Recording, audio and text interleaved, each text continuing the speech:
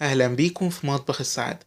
ان شاء الله هنعمل القطايف في البيت باسهل طريقة، واللي يحب يعمل عجينة القطايف طريقة عملها في رابط اسفل الفيديو ده. ودي المقادير. وبالنسبة لشربات الحلويات وحشو القطايف طريقة عملهم في رابط برضو اسفل الفيديو ده.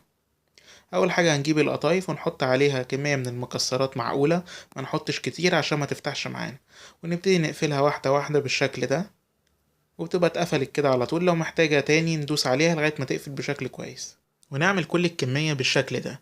وكل ما نعمل واحدة نحطها في طبق ونغطي عليها لغاية ما نخلص كل الكمية بتاعتنا. أهم حاجة نغطي عليها عشان لما بتنشف بتبوظ.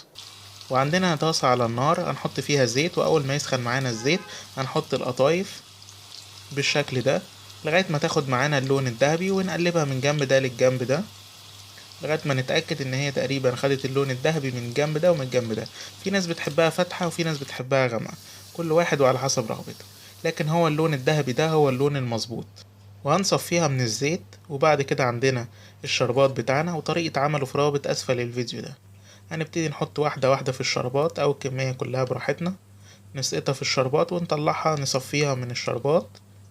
وبعد كده هنطلعها في طبق التقديم، وممكن نقدمها بالشكل ده ونرش عليها بمكسرات من على الوش. ودي طريقة سهلة جدا لعمل القطايف، أتمنى حضراتكم تجربوها وإن شاء الله تعجبكم.